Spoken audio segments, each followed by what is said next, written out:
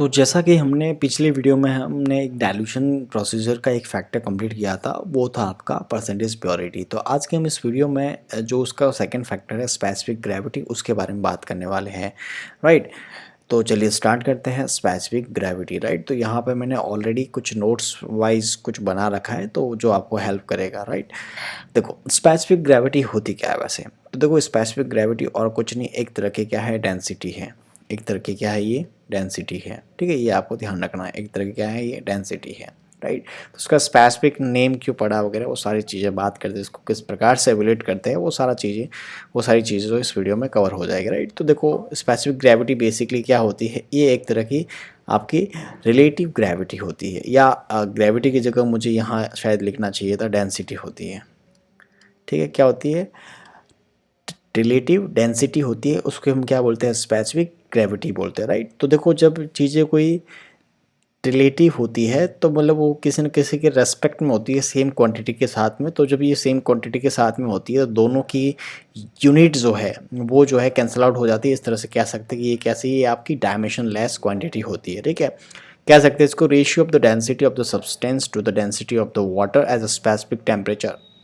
एक specific temperature पर जो आपका सैंपल है उसकी क्या डेंसिटी है, और किसके रेस्पेक्ट में, वाटर के रेस्पेक्ट में स्पेसिफिक टेम्परेचर पे। टेम्परेचर जो है स्पेसिफिक होना चाहिए। जैसे आपको सबको पता है कि 4 डिग्री सेल्सियस पे आपकी जो वाटर की डेंसिटी है वो सबसे हाईएस्ट होती है, सबको पता है ना, 1 ग्राम पर सेंटीमीटर क्यूब। राइट, या 1000 किलोग्राम पर मीटर क्यूब, इस तरह से अपन बात कर सकते हैं। 4 डिग्री सेल्सियस पे वाटर की डेंसिटी सबसे हाईएस्ट होती है, और वाटर का वॉल्यूम जो है वो सबसे क्या होता है, कम होता है 4 डिग्री सेल्सियस पे। ठीक है, राइट।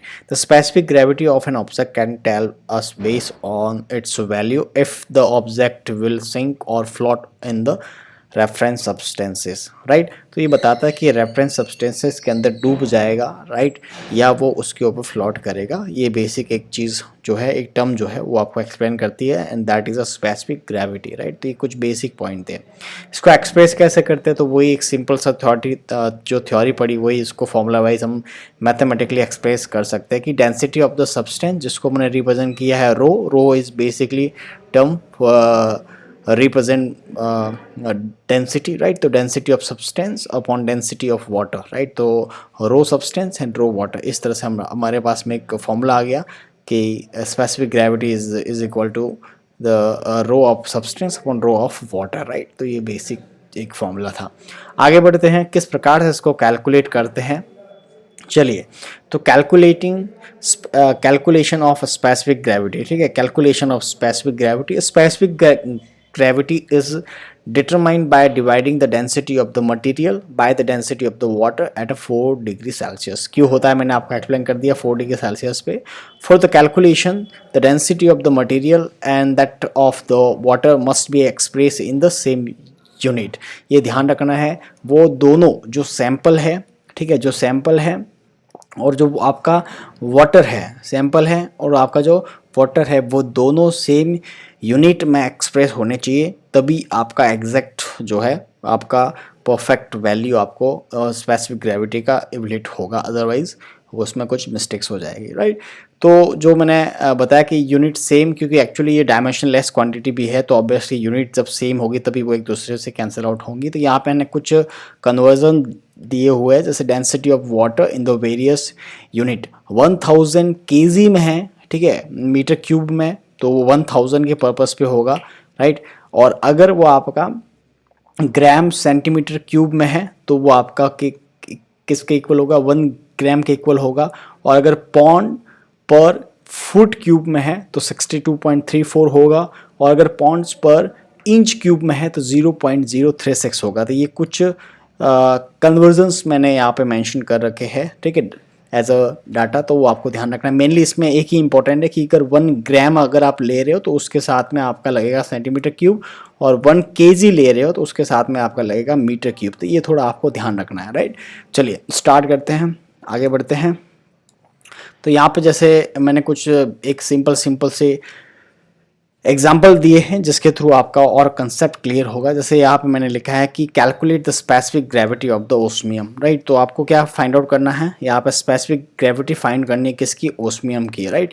तो इस ओस्मियम की स्पेसिफिक ग्रेविटी क्या होगी, तो अगर मैं इस ओस्मियम की स्पेसिफिक ग्रेविटी लिखूँ, specific gravity of osmium is equal to density of osmium upon density of water, ये होगा फॉर्मूला, ठीक है। अब देखो जरा कि ओस्मियम की जो है डेंसिटी कितनी होती है, तो ध्यान रखना ओस्मियम की डेंसिटी जो है, वेट, हाँ, ओस्मियम की डेंसिटी होती है 22,596, ठीक है। और ये जो है वो आपके है किस में है, केजी में, केजी पर मीटर क्यूब में, ठीक है, अपॉन, अब यहाँ पे वाटर की जब ये केजी पर मीटर क्यूब है तो वाटर की अपन रखेंगे 1000, ठीक है, केजी पर मीटर क्यूब, ठीक है। तो क्या हो जाएगा, ये कैंसिल आउट हो जाएंगी, ठीक है, और यहाँ से जो है पॉइंट लग जाएगा यहाँ पे, तो ये आपका आ जाएगा 22.596, ठीक है। ये क्या आ गई, इसकी स्पेसिफिक ग्रेविटी आ गई ओस्मियम की। तो ये आपको चीज़ पता होनी चाहिए, इस तरह से एवेल्यूएट करते हैं, कोई बड़ा न्यूमेरिकल नहीं था, ये जस्ट सिंपल चीज़ थी, वो मैंने एक्सप्लेन की है,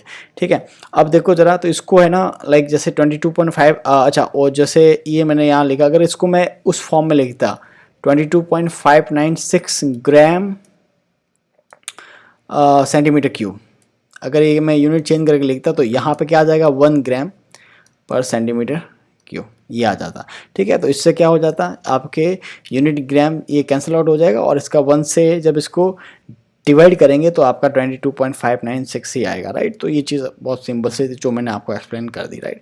इसी तरह से हम यहाँ फाइंड आउट कर सकते हैं, calculate the specific gravity of lithium, तो लिथियम की स्पेसिफिक ग्रेविटी हम फाइंड आउट कर सकते हैं, स्पेसिफिक ग्रेविटी ऑफ लिथियम। तो इसकी डेंसिटी कितनी होती है, ध्यान रखना डेंसिटी होती है 971, ठीक है। और ये किस में होती है, ऑब्वियसली किस में होती है, केजी मीटर क्यूब में। इसको अपन 1000 से डिवाइड कर देंगे तो फाइनली आपको क्या मिल जाएगी, 0.971, ये आपको मिल जाएगा स्पेसिफिक ग्रेविटी मिल जाएगा, राइट। तो ये कुछ ऐसे ही मैंने एक बेसिक क्वेश्चन लिखे थे, राइट। और इसी तरह से स्पेसिफिक ग्रेविटी ऑफ सोडियम, ये क्या हो जाएगी, ये आप इजीली इसको फाइंड आउट कर सकते हैं, राइट। इसकी डेंसिटी है वो क्या होती है, 534 केजी पर मीटर क्यूब, राइट। तो जब इसकी स्पेसिफिक ग्रेविटी बेसिक क्या हो जाएगा, 0.534, ठीक है, ये इसकी हो जाएगी स्पेसिफिक ग्रेविटी हो जाएगी, राइट। तो इसको इजीली कर सकते हैं, राइट। अब नेक्स्ट आगे बढ़ते हैं, ये कोई बड़ा टर्म है नहीं, मैं जो इंपॉर्टेंट पॉइंट बन सकते हैं वो सारे इसमें ऐड कर रहा हूँ। Specific gravity of the gas, right, gas की स्पेसिफिक ग्रेविटी किस प्रकार से कर सकते, the ratio of the density of the gas to the density of the air, right. उसमें हम किसके रेस्पेक्ट में कर रहे थे, पानी के रेस्पेक्ट में, वाटर के रेस्पेक्ट में। यहाँ पे अपन किसके रेस्पेक्ट में कर रहे हैं, एयर के रेस्पेक्ट में, ठीक है, at a specific temperature and pressure. उसमें था कि एक स्पेसिफिक टेम्परेचर पे, यहाँ पे चूंकि गैस है जिसपे प्रेशर का भी फर्क पड़ता है, तो यहाँ पे प्रेशर वाला टर्म भी आपको मेंशन डेफिनेशन में करना होगा, राइट, और कैलकुलेशन में। The density of the air at the room temperature is 1.20 kilogram पर मीटर क्यूब, ध्यान रखना 1.20 किलोग्राम पर मीटर क्यूब, ठीक है। और जब इसको अपन एवुलेट करेंगे इन ग्राम तब आपका ये वैल्यू चेंज हो जाएगा। ये फिलहाल किस में है कि केजी पर मीटर क्यूब में, राइट। और फॉर्मूला वही है, ठीक है, आपका as a relative specific gravity या रिलेटिव डेंसिटी, ठीक है, डेंसिटी ऑफ द गैस और डेंसिटी ऑफ द एयर, ठीक है। यहाँ पे टेम्परेचर भी करेगा मैटर और प्रेशर भी करेगा मैटर, चूँकि ये पे क्या है, गैस है।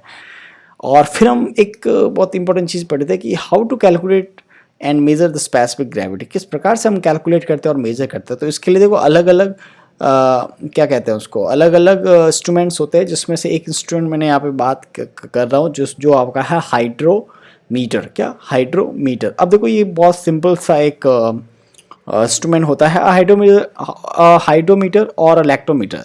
अब देखो लैक्टोमीटर जैसे ही मैंने नाम लिया आपके माइंड में एक सॉल्यूशन चल रहा होगा, एक टर्म चल रही होगी, मिल्क, है ना, बिल्कुल सही पहचाना आपने। मिल्क का जो है स्पेसिफिक ग्रेविटी फाइंड करने के लिए लैक्टोमीटर का यूज़ करते हैं। तो अलग अलग मटेरियल के लिए अलग अलग इंस्ट्रूमेंट्स बने होते हैं, राइट।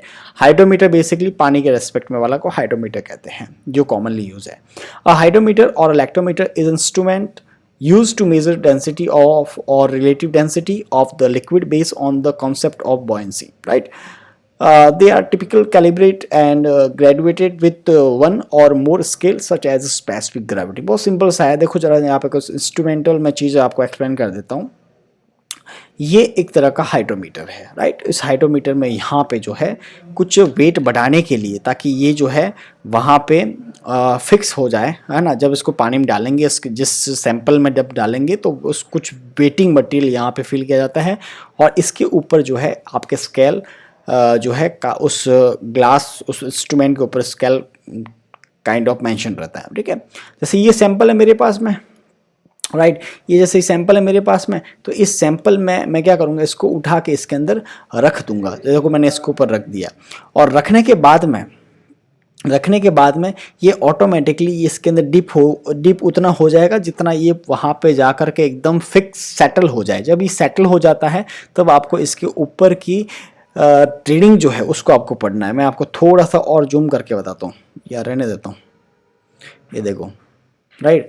तो यहाँ पे जो देखो, यहाँ पे आपका जो होगा, राइट, यहाँ पे जो जितना आई मीन स्केल का डाटा होगा, लाइक जैसे मैं अगर लिखता हूँ 1.2 होगा, तो वो 1.2 आपका क्या हो जाएगा, इसका स्पेसिफिक ग्रेविटी हो जाएगा, राइट। तो इस प्रकार से इसको रिलेट कर सकते हैं, राइट। अब आगे बढ़ते हैं, कौन कौन से फैक्टर है जो स्पेसिफिक ग्रेविटी को अफेक्ट कर सकते हैं। तो change in pressure and temperature affect the density of the objects and liquids, right. Objects, ठीक है, एंड लिक्विड्स। दूसरा, standard temperature and pressures are use in calculation of specific gravity. Standard temperature और pressures का use किया जाता है, और अगर आप टेम्परेचर और प्रेशर में चेंज करते हैं तो स्पेसिफिक ग्रेविटी जो है वो आपकी डेफिनेटली अफेक्टेड रहेगी।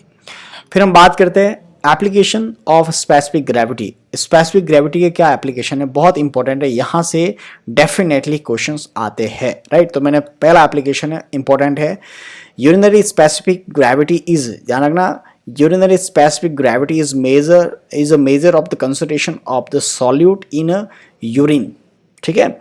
जब आपका जो देखो, जरा मैंने आगे मेंशन भी कर रखा है, the test is a routine part of a urinalysis, right.